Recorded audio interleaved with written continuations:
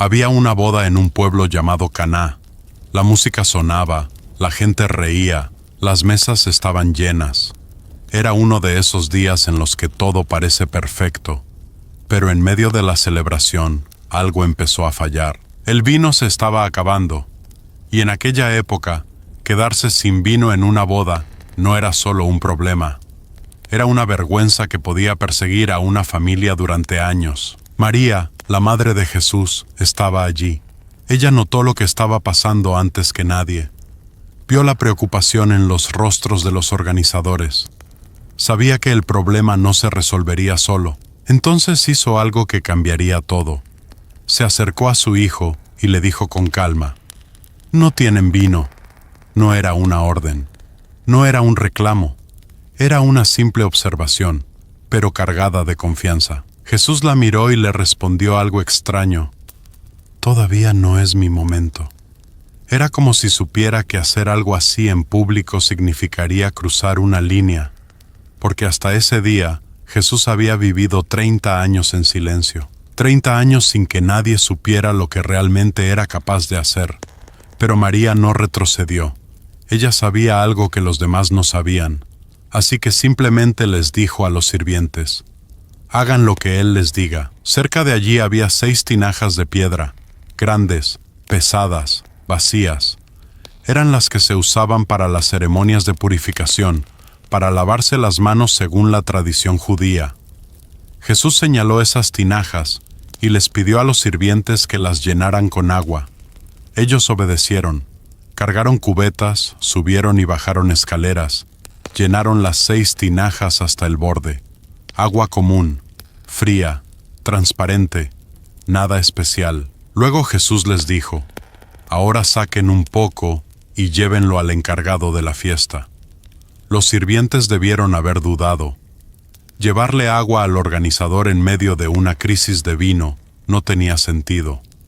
Pero algo en la voz de Jesús los hizo confiar.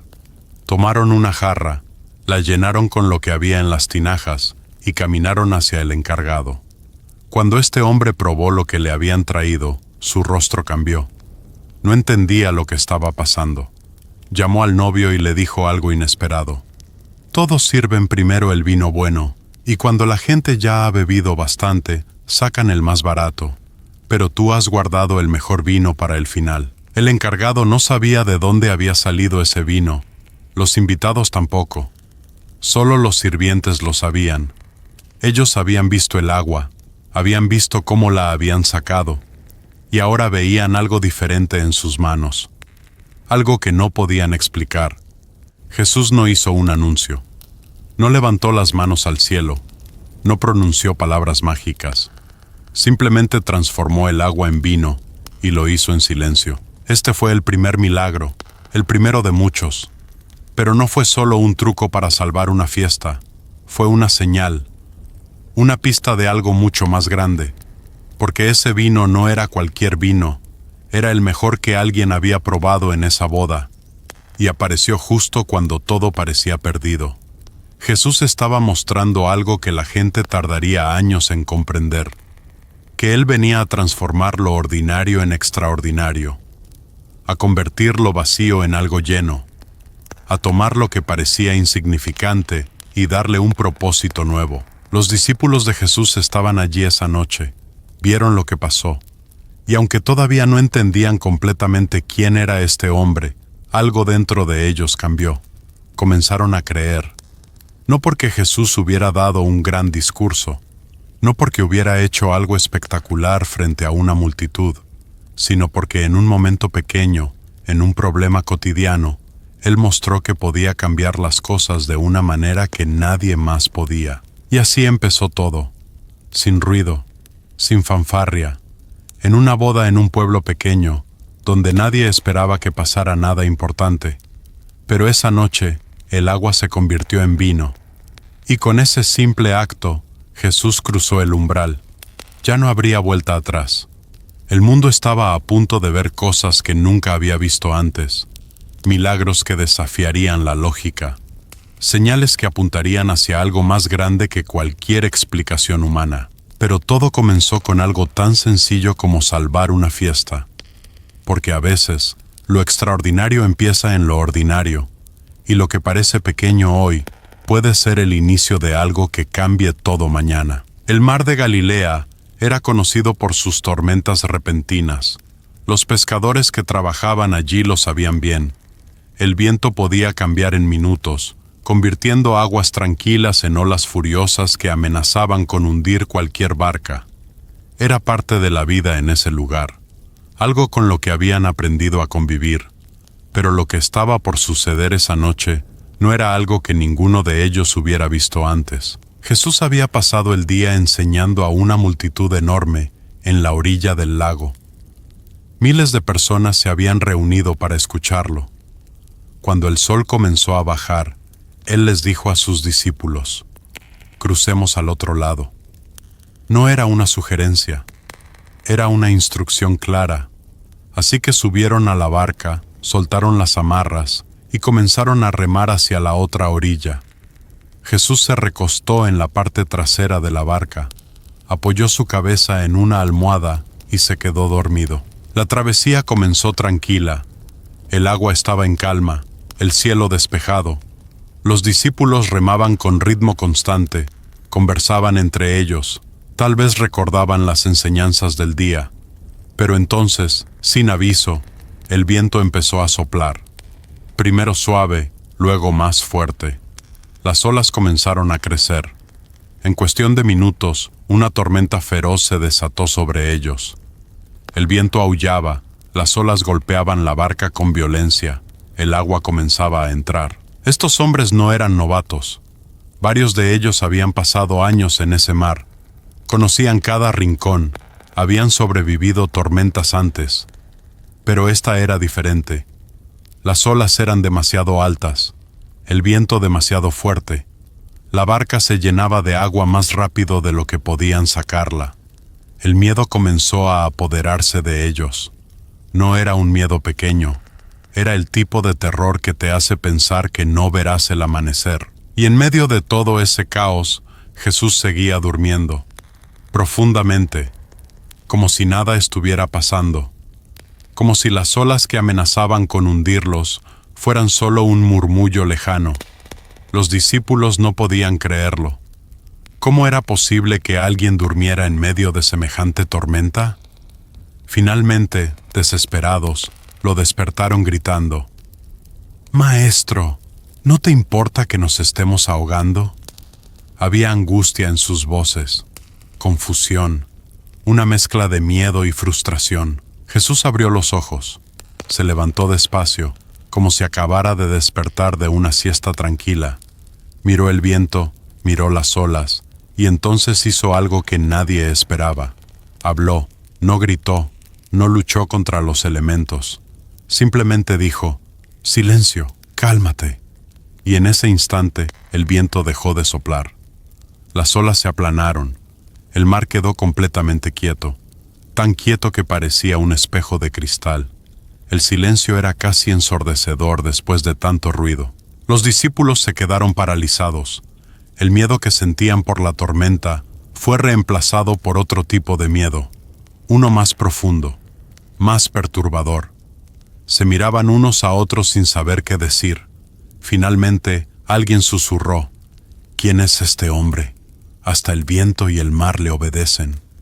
Era una pregunta real, una pregunta que los perseguiría durante mucho tiempo, porque una cosa era ver a Jesús sanar enfermos o enseñar con autoridad. Pero esto era diferente. Esto era controlar la naturaleza misma con solo palabras. Jesús los miró y les preguntó: «¿Por qué tienen tanto miedo? ¿Todavía no tienen fe?». No era un reproche duro, era una invitación a pensar, una invitación a preguntarse qué significaba realmente confiar, porque ellos lo habían despertado pensando que tal vez Él podría hacer algo. Pero nunca imaginaron que podría hacer esto. Nunca pensaron que con solo hablar, la tormenta se detendría por completo. Esa noche, algo cambió en ellos. No fue una transformación instantánea, no fue como si de repente lo entendieran todo, pero una semilla de asombro se plantó en sus corazones. una semilla que los haría cuestionarse todo lo que creían saber sobre el mundo. Porque si este hombre podía callar una tormenta con su voz, ¿qué más podría hacer? ¿Qué límites tenía su poder? ¿Había límites siquiera? Llegaron a la otra orilla en silencio. La barca tocó la arena y bajaron todavía procesando lo que acababa de suceder. El mar seguía en calma, tan tranquilo como si nunca hubiera habido una tormenta. Pero ellos sabían lo que habían vivido, habían sentido el terror, habían visto el agua entrando, habían creído que era su fin, y luego, en un segundo, todo había cambiado, por una simple orden de Jesús. A veces, las tormentas de la vida nos hacen creer que todo está perdido, que el agua nos va a tragar, que no hay salida. Pero esa noche en el mar de Galilea, Jesús mostró algo más que poder sobre la naturaleza. Mostró que incluso en medio del caos, hay una voz que puede traer paz, una voz que puede callar lo que parece incontrolable. Y a veces, lo único que necesitamos es recordar que esa voz existe. Hay un momento en el que el dolor se vuelve tan grande que las palabras ya no alcanzan. Un momento en el que la pérdida es tan profunda que el mundo entero parece detenerse. Ese momento llegó 3 veces mientras Jesús caminaba por esta tierra. 3 veces enfrentó el muro infranqueable de la muerte, y 3 veces hizo lo imposible. Lo derribó. La primera fue en la casa de un hombre llamado Jairo. Era un líder importante en la sinagoga, alguien respetado en su comunidad. Pero ese día, nada de eso importaba. Su hija de 12 años estaba muriendo. Había buscado médicos, había intentado todo, pero nada funcionaba. Desesperado corrió hasta encontrar a Jesús y cayó a sus pies suplicando: «Mi hijita se está muriendo. Por favor, ven y pon tus manos sobre ella para que sane y viva». Jesús aceptó de inmediato y comenzó a caminar hacia su casa, pero en el camino todo cambió. Alguien llegó corriendo con noticias que ningún padre quiere escuchar. «Tu hija ha muerto. Ya no molestes al maestro». Jairo sintió que el mundo se desmoronaba bajo sus pies. Ya era tarde. Ya no había nada que hacer. Pero Jesús se volteó hacia él y le dijo algo extraño: «No tengas miedo, solo cree». Eran palabras que no tenían sentido en ese momento. ¿Creer en qué? Su hija ya estaba muerta, pero Jairo siguió caminando junto a Jesús. Cuando llegaron a la casa, había gente llorando por todas partes. El sonido de los lamentos llenaba el aire. Era la forma tradicional de despedir a los muertos. Jesús entró y les dijo algo que los hizo reír con amargura. «¿Por qué lloran? La niña no está muerta, solo duerme». Se burlaron de él. Pensaron que no entendía la realidad. Pero Jesús tomó la mano de la niña y dijo con voz firme: «Niña, a ti te digo, levántate». Y en ese instante, ella abrió los ojos, se sentó, empezó a caminar. La muerte había retrocedido. La segunda vez fue en un pueblo llamado Naín. Jesús iba caminando con sus discípulos cuando vio un funeral. Un ataúd abierto era llevado por varios hombres. Dentro estaba el cuerpo de un joven. Detrás caminaba una mujer mayor, rota de dolor. Era su hijo, su único hijo. Y para hacer las cosas peor, ella era viuda. Había perdido a su esposo años atrás y ahora perdía a la única persona que le quedaba. Estaba completamente sola en el mundo. Jesús la vio y algo se movió dentro de él. No era solo compasión, era un dolor profundo por el sufrimiento de esa mujer. Se acercó, tocó el ataúd y los que lo llevaban se detuvieron. Todos guardaron silencio. Entonces Jesús habló directamente al joven muerto. «A ti te digo, levántate». El cuerpo que había estado inmóvil comenzó a moverse. El joven se incorporó. Empezó a hablar. Jesús lo entregó a su madre. La multitud quedó paralizada entre el asombro y el terror.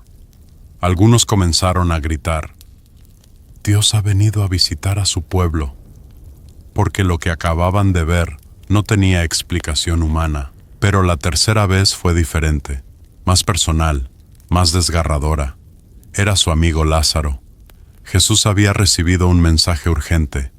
Lázaro estaba muy enfermo. Sus hermanas, María y Marta, le suplicaban que viniera, pero Jesús esperó 2 días completos. Cuando finalmente llegó a Betania, Lázaro llevaba días muerto, días enterrado en una tumba. El proceso de descomposición ya había comenzado. Para la cultura judía, después del 3er día, ya no había esperanza de que el alma regresara. Era definitivo. Marta salió a encontrarlo en el camino. Sus palabras estaban cargadas de dolor y confusión. Señor, si hubieras estado aquí, mi hermano no habría muerto. Había un reproche oculto en su voz. ¿Por qué no viniste antes? Jesús le respondió algo que ella no esperaba. Tu hermano resucitará. Marta pensó que hablaba del futuro lejano, del día final, pero Jesús la miró y dijo, Yo soy la resurrección y la vida. El que cree en mí vivirá, aunque muera. Llegaron a la tumba. María estaba llorando. Los amigos que los acompañaban lloraban. Y entonces pasó algo extraordinario. Jesús lloró. El hombre que había calmado tormentas, que había sanado enfermos, que tenía poder sobre la muerte misma, se detuvo y lloró. Lloró por su amigo. Lloró por el dolor de María y Marta. Lloró porque la muerte, aunque él pudiera vencerla, seguía siendo un enemigo que causaba sufrimiento. Porque las lágrimas eran reales. El dolor era real. Y él no era ajeno a ninguno de los dos. Luego ordenó que quitaran la piedra que sellaba la tumba. Marta protestó. Señor, ya debe oler mal. Han pasado días. Pero Jesús insistió.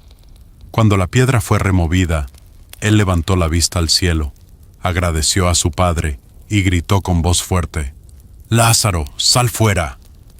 Hubo un silencio que pareció eterno, y entonces, desde la oscuridad de la tumba, apareció una figura envuelta en vendas.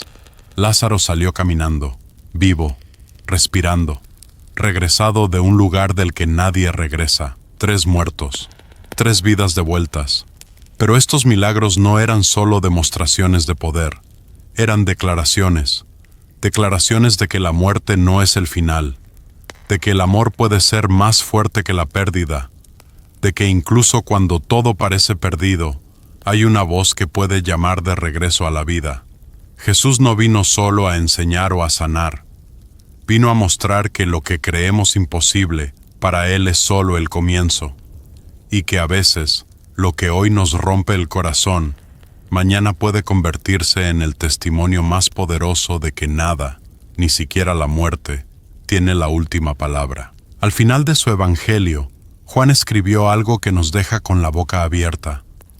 Después de relatar todos esos milagros extraordinarios, después de contar historias que desafían toda lógica, terminó con una confesión sorprendente.